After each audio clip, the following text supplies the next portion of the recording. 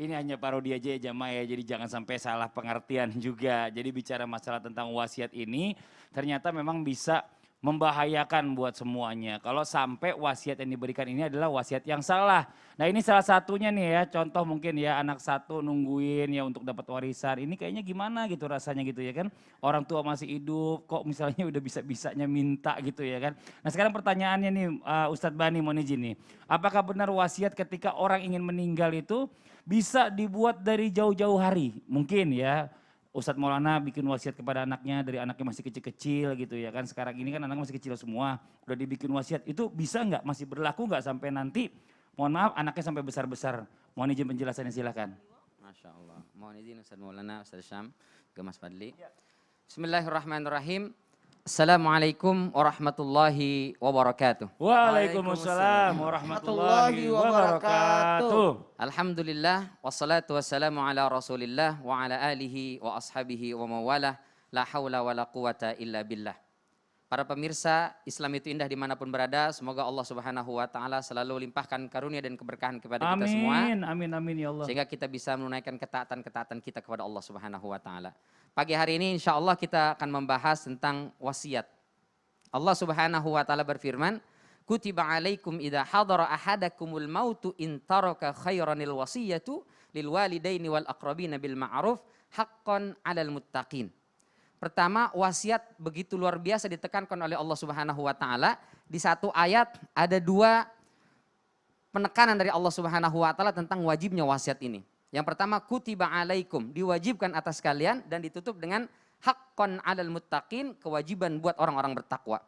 Maka di antara ciri ketakwaan kita kepada Allah Subhanahu wa Ta'ala adalah kita membuat wasiat.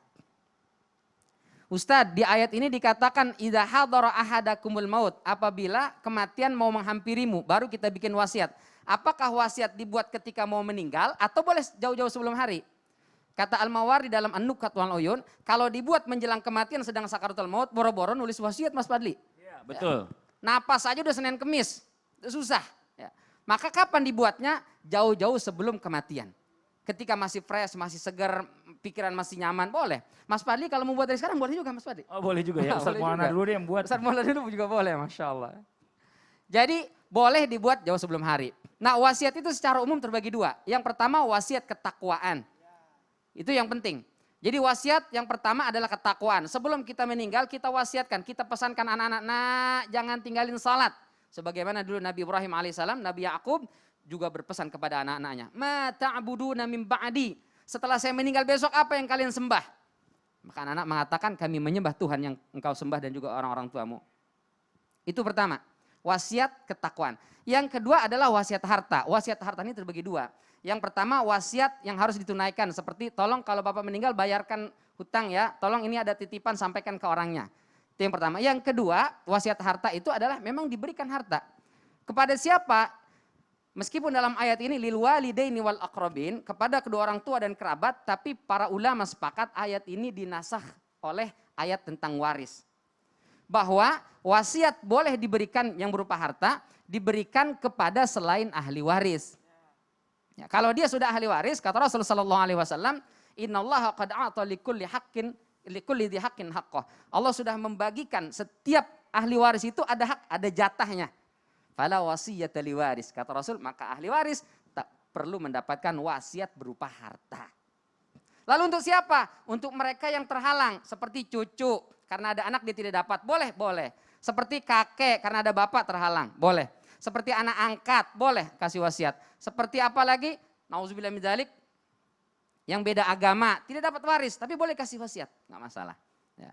Atau kepada kakak yang sudah selama ini merawat kita, boleh diberikan wasiat. Jadi ahli waris jangan tunggu wasiat, karena dia tidak mendapatkan wasiat, kecuali wasiat ketakwaan. Maka ayo sama-sama kita perbaiki keimanan dan ketakwaan kita kepada Allah Subhanahu wa Ta'ala. Sehingga sepeninggal kita mewarisi dan mewasiatkan nilai-nilai ketakwaan kepada keluarga yang kita tinggalkan insya Allah. Dan jangan lupa tinggalkan harta yang terbaik untuk mereka insya Allah. Masya Allah. Jazakallah khairan katsiran nih.